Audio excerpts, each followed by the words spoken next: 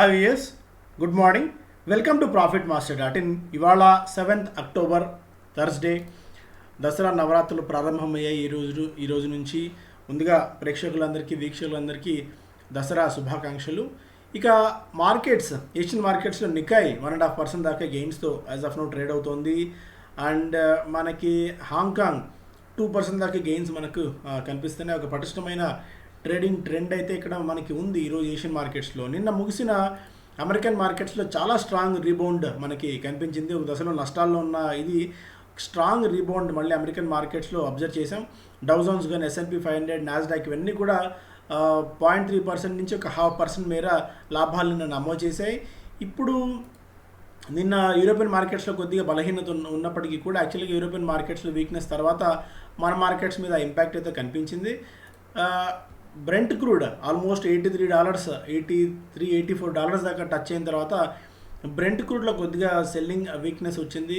దీంతో $81 ఆల్మోస్ట్ ఒక $2.5-3 తగ్గడం అనేది ఒక పాజిటివ్ అంశంగా మనం చూడాలి. ఇక్కడ గోల్డ్ $1762 దగ్గర 1750 మార్క్ని క్రాస్ చేసి పైకి వెళ్తుంది gold. And US 10-year bond yields 1.5%ని క్రాస్ చేసి పైకి వెళ్తున్నాయి.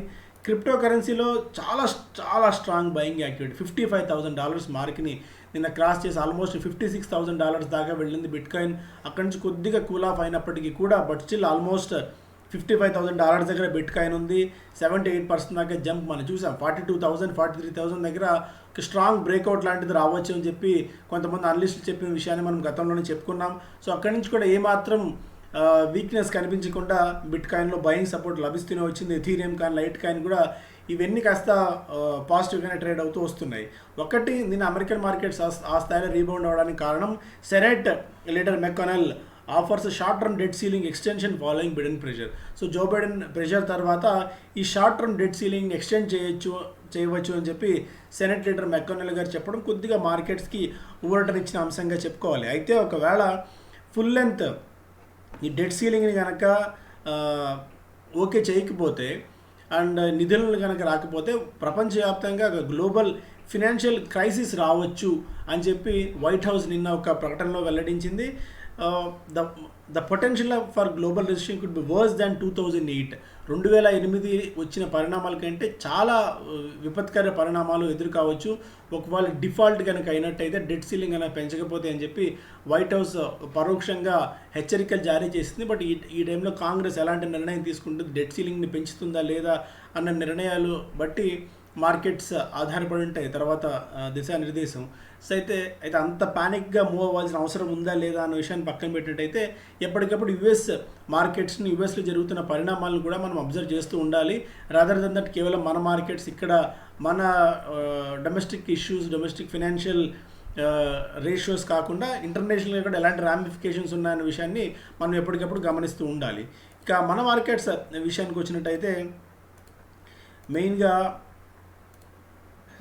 Black stone set to seal VFS deal at over $2 billion valuation. మనం గతంలో కూడా చెప్పుకున్నాం. VFS అన్న ఈ వీసా ప్రాసెసింగ్ కంపెనీ ఏదైతే ఉందో దాన్ని బ్లాక్ స్టోన్ కొనుగోలు చేయబోతోంది. దాదాపు $2 billion వాల్యుయేషన్ ఇందుకు ఇచ్చింది. సో గతంలో కూడా మనం BLS ఇంటర్నేషనల్ లాంటిది, అంటే VFS డీల్తో BLS ఇంటర్నేషనల్ లాంటి స్టాక్లో చాలా స్ట్రాంగ్గా జంప్ రావచ్చు అని చెప్పి మనం గతంలో కూడా ఒకసారి చెప్పుకున్నాం. సో BLS కూడా అప్పటి నుంచి చాలా స్ట్రాంగ్గా పెరిగింది. జీ స్టోరీ మరొక కొత్త మలుపు తిరిగే అవకాశం కనిపిస్తుంది.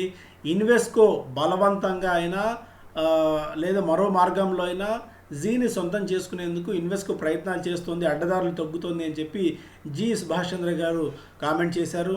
ఎలా అయినా జీని వదులుకునేందుకు తాము సిద్ధంగా లేము, ఎంతటి పరిస్థితుల్లో ఎలాంటి పోరాటానికైనా తాము సిద్ధమని చెప్పి సుభాష్ చంద్ర గారు చెప్పారు. సో జీలో ఈ కార్పొరేట్ గవర్నెన్స్ ఇష్యూతో పాటు ఈ బలవంతపు టేక్ ఓవర్ లాంటి భయం కూడా పొంచి ఉందేమో అన్న ఒక ఇష్యూ కనిపిస్తుంది. సో ఇది కూడా జీలో ఈ విషయాన్ని మనం కొద్దిగా గమనిస్తూ ఉండాలి.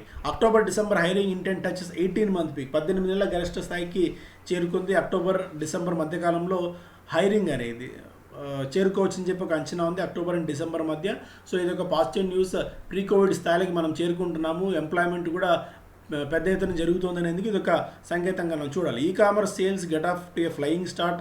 Handset electronic sales up to 40-90% jump. So 40 నుంచి 90% దాకా జంప్ ఉంది. ఈ హ్యాండ్సెట్ అండ్ ఎలక్ట్రానిక్ సేల్స్లో అని చెప్పి గత ఏడాదితో పోలిస్తే.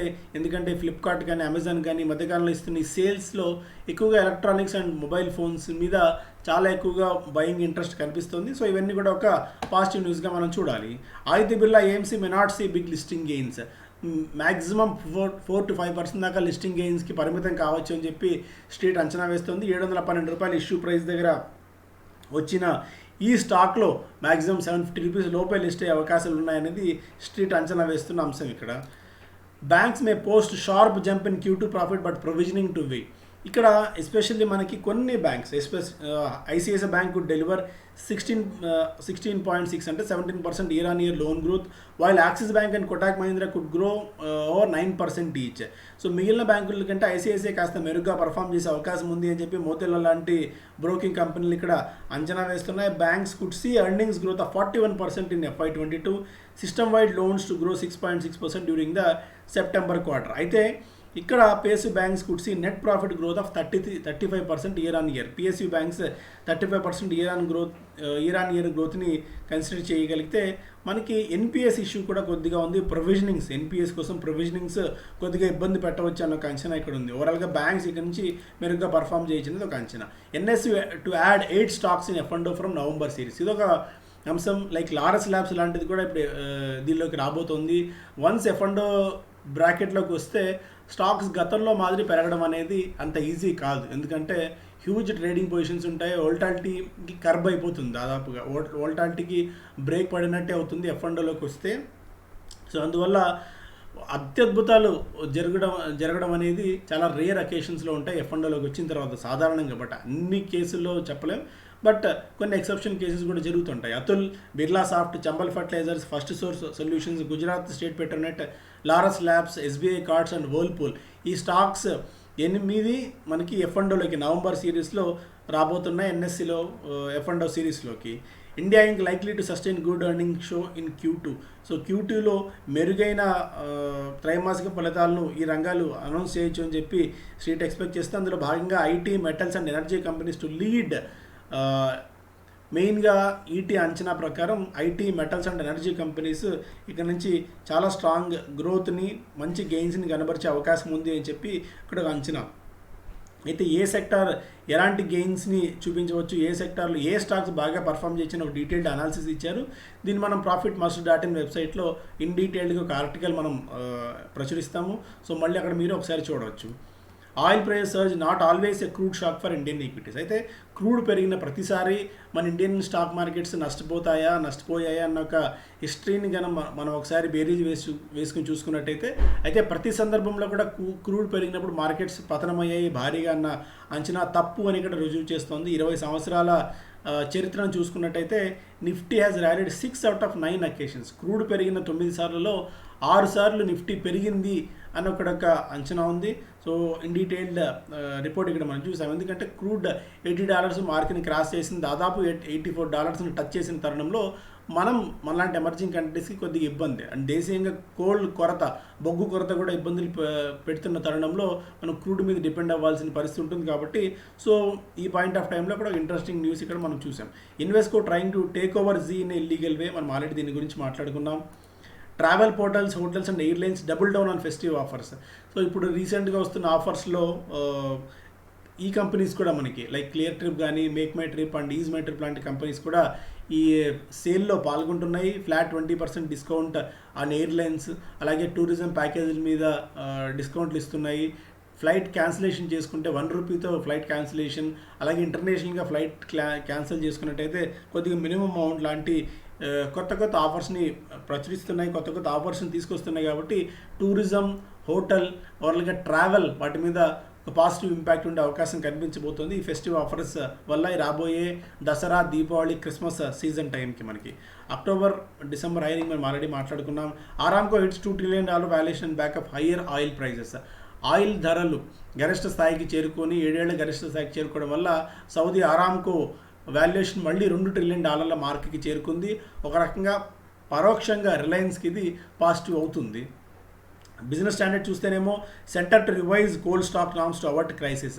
సో చైనా లాంటి ఇబ్బందికర పరిణామం ఎదుర్కోకుండా ఉంటే ఉండాలి అంటే ముందు జాగ్రత్త పడాలి. అందుకే కేంద్ర ప్రభుత్వం ఈ కోల్కి సంబంధించి బొగ్గు కొరతని పరిష్కరించడానికి, దీన్ని సాధ్యమైనంతగా నిర్వహించుకోవడానికి స్టాక్ నామ్స్ని ఇక్కడ ఏర్పాటు చేయబోతోంది. Srei administrator assures job security employees. ఎవరైతే ష్రాయ్లో ఉద్యోగం చేస్తున్నారో వాళ్ళ ఉద్యోగానికి భరోసా కల్పించేలా ష్రాయ్ అడ్మినిస్ట్రేటర్, కొత్త administrator Reserve Bank of India నియమించిన అడ్మినిస్ట్రేటర్ హామీ ఇస్తున్నారు. Rupee touches almost 75, 10-year bond yields rise. Rupee 75 రూపాయల మార్కుని చేరుకుంది. అటు క్రూడ్ పెరుగుతోంది అండ్ 10-year బాండ్ ఈల్డ్స్ కూడా పెరుగుతున్న తరుణంలో ఒక రకంగా ఇది కొద్దిగా మనకి నెగిటివ్ న్యూసే. అయితే margin pressure May hit paper companies in near term. So paper తయారీ కోసం ఉపయోగించే రా మెటీరియల్ ప్రైజెస్ బాగా పెరిగాయి. దీనివల్ల పరోక్షంగా మనకి మార్జిన్స్ ప్రెషర్ ఉండొచ్చు పేపర్ కంపెనీస్ మీద అని చెప్పి ఇక్కడ ఒక అంచనా అయితే కనిపిస్తుంది. According to the industry reports, most paper mills have hiked prices by 2,000 to 3,000 per metric ton for October deliveries after a 10 to 12% hike in last month. So గతేడాది ధరలు పెంచారు, గత నెలలో ధరలు పెంచారు. ఈ నెలలో కూడా మనకి టన్నుకి 2,000 నుంచి 3,000 రూపాయల ధరలు పెరిగాయి. Paper price to rise further by 6 to 8%. ఇక్కడి నుంచి కూడా 6 నుంచి 8% దాకా ధరలు పెరిగే అవకాశం కనిపిస్తుంది. ఎందుకంటే రా మెటీరియల్ ప్రైజెస్ బాగా పెరిగాయి కాబట్టి. సో మొత్తం కన్జ్యూమర్స్ మీద పాస్ ఆన్ చేయలేరు కాబట్టి కొద్దిగా మార్జిన్ హిట్ కూడా ఉండొచ్చు కంపెనీస్ మీద. ఇప్పటికే జేకే పేపర్ ఈ ఇయర్లో 127% దాకా పెరిగింది. ఇమామి పేపర్స్ 60% దాకా పెరిగింది. వెస్ట్ కోస్ట్ పేపర్ 57% దాకా ఈ ఏడాదిలో ధరలు అయితే పెరిగాయి. లైక్ చిన్న కంపెనీస్ లైక్ ఆంధ్ర పేపర్ కూడా కనిష్టంగా 11% దాకా రిటర్న్స్ ఇవ్వడం అయితే మనం చూసాం పేపర్ స్టాక్స్లో. అందుకని అత్యావేశపడి ఎగబడి కొనడం కాకుండా కొద్దిగా వేచి చూసి ఏవైతే అంతగా పెరగలేదో వాటిపై మనం దృష్టి సారించడం మంచిది. ఐఆర్సిటీసీ స్టాక్ వారం రోజుల్లోనే 20% దాకా పెరిగింది. అక్టోబర్ 29 ఈ మంత్ ఎండింగ్ నాటికి 1:5 స్టాక్ స్ప్లిట్ జరగబోతుంది. 10 రూపాయల ఫేస్ వాల్యూ ఉన్న స్టాక్ ఇప్పుడు 2 రూపాయలకు తగ్గిపోతుంది. 1:5 స్టాక్ స్ప్లిట్ జరగబోతుంది కాబట్టి ప్రస్తుతం ఒకవేళ మనకి 4,500 రూపాయలు, 5,000 రూపాయల దాకా ప్రైస్ అయింది అనుకున్నా కూడా 1,000 రూపీస్కి మనకి స్టాక్ అవైలబుల్లో వస్తుంది. 900 to 1,000 రూపీస్ మధ్య ఈ స్టాక్ ఇలాగే పెరుగుతూ వెళ్తే, సో అప్పుడు లిక్విడిటీ మరింతగా పెరుగుతుంది కాబట్టి స్టాక్ ప్రైస్ మరింతగా పెరుగుతుందని అంచనాతో రీటైల్ ఇన్వెస్టర్స్ చాలామంది స్ప్లిట్ కంటే ముందే స్టాక్ని కొనుగోలు చేస్తారు. అందువల్ల ఇది కూడా ఉంది, ఈ జంప్ కూడా రావడం మనం అబ్జర్వ్ చేయవచ్చు. దీనితో మనకి ఫుల్ లెంత్ వ్యాక్సినేషన్ ప్రక్రియ ఆల్మోస్ట్ 70% దాకా సింగిల్ డోస్ వ్యాక్సిన్ అయిపోయింది. అండ్ ఇప్పుడు బయట చూస్తే ప్రీ కోవిడ్ కంటే ఎక్కువ ఉత్సాహం మార్కెట్స్, ఎక్కువ ఉత్సాహం ఎకానమీలో కనిపిస్తుంది కాబట్టి అది బెనిఫిట్ అవుతుంది. ఐఆర్సిటీసీ కన్నా ఒక అంచనా కూడా ఉంది.